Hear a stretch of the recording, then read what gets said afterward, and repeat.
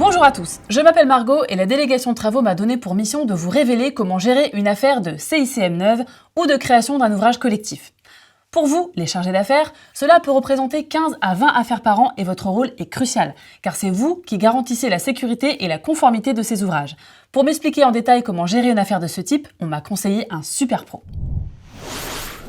Salut Julien, je t'appelle pour le prochain chargé d'affaires tutos. Est-ce que je peux venir te voir pour suivre une affaire de raccordement de CICM? Bien sûr, si tu veux, jeudi je vais en traiter une, donc tu peux venir sur l'agence de Clamart. Ok, parfait pour moi, à jeudi.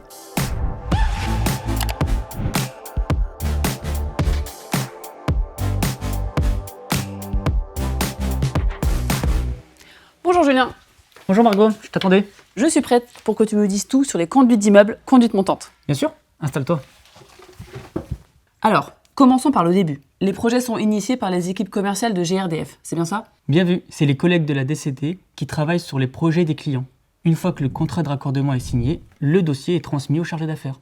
Qu'est-ce que tu fais quand on vient de t'attribuer un dossier de raccordement de CICM? Je vérifie la complétude sur Travaux-Doc et je consulte l'APS. L'APS? L'avant-projet sommaire. Exactement.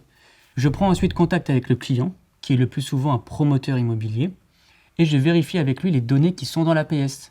Il me transmet ensuite les coordonnées de son installateur chauffagiste. D'accord, donc en fait c'est surtout avec l'installateur que tu es en contact. C'est ça.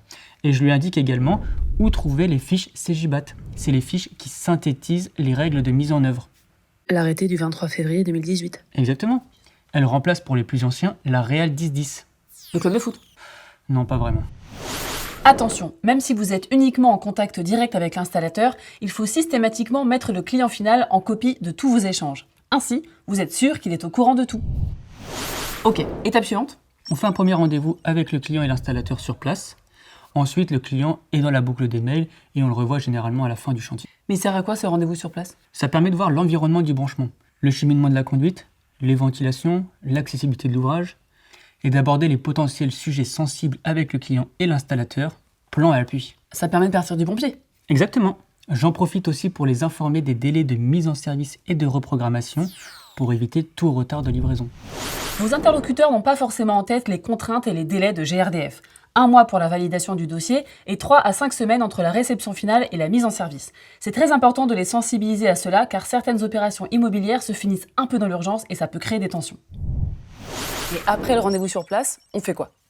Je transmets à l'installateur le cahier des charges de GRDF et la liste des documents à fournir. Il peut ensuite constituer son dossier. D'accord, donc toi tu fais travailler les autres. Oui, je dirais plus qu'on travaille ensemble et à chacun sa spécialité.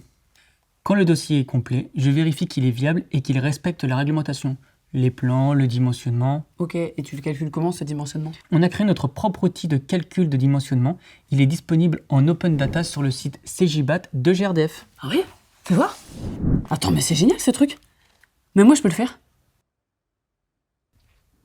Pardon. Et tu fais quoi si le dossier n'est pas correct? J'allais te le dire. Je demande à l'installateur des ajustements. Pour ça, j'utilise le jalon CICM dans Sirocco qui me permet d'envoyer la liste des anomalies par mail à l'installateur, mais aussi au client. Et pourquoi tu passes par Sirocco? Pourquoi pas juste des mails? Pour la traçabilité. Ça permet de voir l'historique du dossier, mais aussi de prendre la connaissance du dossier de quelqu'un d'autre. D'accord. C'est hyper important ça. Exactement. Julien, est-ce qu'il y a des points sur lesquels il faut être particulièrement vigilant? Oui, notamment sur l'accessibilité des ouvrages et la nature des documents fournis. Si on n'a pas les plans d'exécution, il faut se méfier, car certaines informations comme les places de parking ne sont pas indiquées. Quand la conduite d'immeuble passe au-dessus d'une place de parking, il y a certaines restrictions à prendre en compte. Je n'oublie pas de demander les certificats de conformité des tubes et des accessoires posés sur le chantier. J'ai bien fait de te demander. Donc l'installateur modifie son projet si besoin et te le renvoie. C'est ça. Il remplit, signe et m'envoie l'annexe 2 de la Réal 0610 pour approbation de GRDF. Tu connais? Oui, c'est l'état descriptif provisoire des installations de gaz neuf à usage collectif. Ah, t'es une gazière en fait, toi. Non, je suis un robot. Une fois que le dossier est complet, conforme, je le valide. Une fois que le dossier est validé, l'installateur peut réaliser l'installation sur le chantier. Et qu'est-ce qui se passe s'il commence avant? Il prend le risque de tout déposer si ce n'est pas conforme. Ah ouais, donc il faut vraiment que tout soit validé avant alors. Eh oui. Donc toi, pendant les travaux, t'as rien à faire? Si, j'anticipe la mise en service et la pose du coffret. Je demande la création des PCE et des foliotages à la PPI. Ok, t'as gagné. PCE? Alors le PCE, c'est le point de comptage et d'estimation. C'est le numéro d'identification de chaque logement pour une alimentation de gaz. Et le foliotage? Le foliotage, c'est le numéro à 3 chiffres généré automatiquement lors de la création des PCE. Il permet d'identifier l'organe de coupure individuel. L'OCI? C'est ça. Ah oui, mais c'est beaucoup plus clair comme ça. Quoi d'autre? Je commande le coffret gaz suivant le dimensionnement validé. Grâce à mon nouveau site préféré, cjbad.fr. C'est ça. Dans le cadre d'un achat d'ouvrage, je transmets le type de coffret au prestataire qui va réaliser les travaux pour le compte de GRDF. Ça va lui permettre de finaliser son étude de raccordement. Oui, parce qu'en fonction du type de coffret, les diamètres et les accessoires vont changer. Enfin, il va pouvoir réaliser le raccordement sur le domaine public. Ok Julien, je suppose que c'est le moment de parler argent. Effectivement, dès que le raccordement est réalisé, je facture. N'oubliez pas, c'est la date de raccordement du coffret qui fait foi vis-à-vis de la date indiquée dans le contrat de raccordement. Et une fois que les travaux sont finis, j'imagine que tu vas sur place pour vérifier que tout est conforme. Effectivement. Tu veux venir? Oh ouais! Je vous entends déjà vous dire « Oh là là, c'est bien trop compliqué, trop de responsabilités, trop de réglementations, j'oserais pas prendre ce genre d'affaires, blablabla. » Sachez qu'il existe des formations spécialisées sur les CICM dans We Learn Gaz. Vous pouvez en faire la demande lors de votre EAP. Vous serez aussi accompagné par des chargés d'affaires expérimentés dans un premier temps. Bref, lancez-vous, vous ne serez pas seul.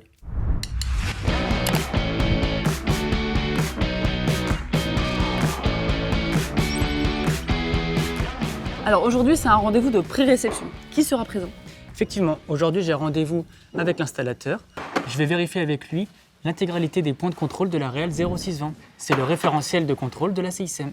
Ok. Donc en fait, tu vérifies la concordance entre le projet et ce qui a été réalisé. Je contrôle que ce qui a été validé dans le projet correspond à ce qui a été fait sur le terrain, via un contrôle visuel général. Je contrôle particulièrement les soudures et l'étanchéité des gaines. Et j'oublie pas de faire mon compte rendu en mettant le client et l'installateur en copie. Bien sûr. Il peut y avoir des problèmes de soudure? Oui, bien sûr. Si j'ai un doute, je peux faire venir un technicien de la MSG pour réaliser un contrôle soudure. En fonction de son rapport, je peux faire déposer une partie ou l'intégralité de l'ouvrage. Je m'appuie également sur le catalogue des défauts visuels. Pensez à prévenir l'installateur que vous pouvez être amené à réaliser des contrôles soudure aléatoires afin de confirmer la conformité de l'ouvrage. Si votre client critique ce délai supplémentaire, rappelez-lui que la sécurité passe avant tout. Globalement, si vous rencontrez des difficultés sur un chantier avec un installateur, vous devez, en plus de systématiquement mettre le client final en copie de tous vos échanges, prévenir le responsable commercial en charge du dossier pour désamorcer les éventuels conflits avec le client.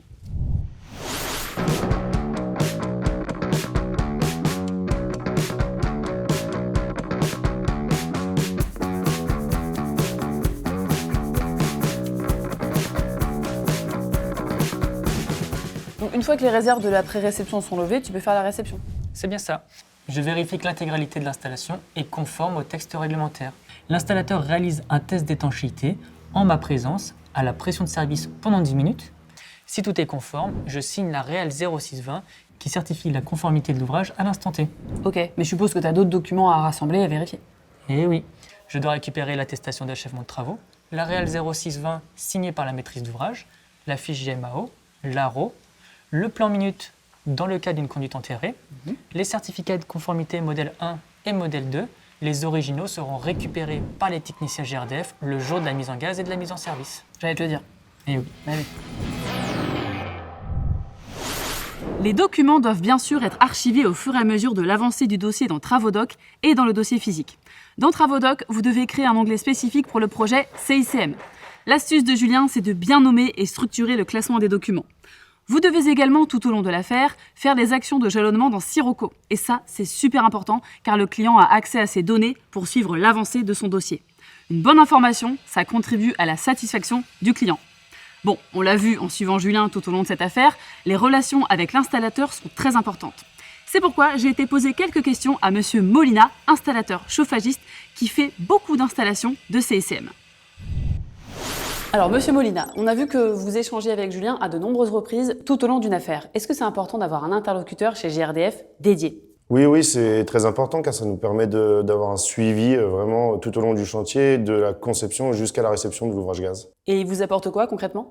Il peut nous apporter de nombreuses réponses à certaines questions qu'on peut se poser, notamment sur des points particuliers tout au long du chantier. Il nous permet aussi de statuer sur les réglementations qui évoluent sans cesse au niveau de cet ouvrage gaz. Oui, donc j'imagine que c'est rassurant d'avoir un expert gaz disponible. Oui, c'est rassurant car on a souvent affaire à des dossiers qui ne sont pas assez élaborés et notamment on attend des réponses sur des points réglementaires comme les ventilations ou les protections mécaniques sur les ouvrages gaz. Et ça nous rassure d'avoir les réponses à nos questions assez rapidement. Merci Monsieur Molina. Merci à vous.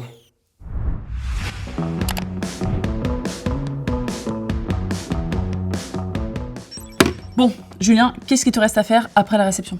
J'envoie le dossier complet conforme à l'APPI pour programmer la mise en gaz. D'où l'importance d'avoir sensibilisé le client au délai. Tout à fait, car le délai contractuel pour la mise en gaz est de 5 semaines. En réalité, on est plutôt aux alentours de 2 à 3 semaines, suivant la demande et la disponibilité des techniciens. D'accord. C'est aussi à ce moment-là que j'envoie l'ARO au BEX pour qu'il délivre l'autorisation de la mise en gaz. Et à partir de là, le gaz circule. Patience Margot. L'installateur doit d'abord réaliser un test d'étanchéité en présence d'un technicien gaz. Le technicien GRDF peut également faire le test d'étanchéité si nécessaire. C'est après ce dernier test que l'on peut lancer la mise en gaz de la CICM, la pose des compteurs et la mise en service de la partie intérieure. C'est important. Attention, les logements doivent être raccordés à l'électricité et à l'eau pour la mise en service intérieure. Dis donc, j'ai entendu parler de la MEGPE. Tu me dis ce que c'est? Toi aussi, tu parles en acronyme? Ouais. La MEGPE, c'est la mise en gaz pour essai. C'est un service gratuit, compris dans le contrat de raccordement du client. Il permet à l'installateur de vérifier le bon lancement des appareils de chauffage et d'eau chaude sanitaire. Et tout ça sans souscrire à un contrat d'énergie. Donc c'est bien de rappeler au client qu'il peut bénéficier de ce service. Effectivement, en plus, dans son contrat de raccordement, il bénéficie d'une aide de 80 € par logement mis en service. Une sorte de commission d'apporteur d'affaires. C'est ça. C'est après la mise en service des parties intérieures que le client peut faire la demande à la DCT pour l'apercevoir. De toute façon, j'appelle le client pour savoir si tout va bien et prendre congé. Ah, et après ça, affaire classée. Quasi. Je vérifie la complétude documentaire, j'envoie le dossier à la cartographie, j'immobilise et ensuite, j'archive. Merci beaucoup Julien, c'était super d'apprendre tout ça avec toi. Conclusion, gérer le raccordement de CICM, c'est un cocktail équilibré de rigueur et de diplomatie. J'espère que cette vidéo vous a été utile. À bientôt!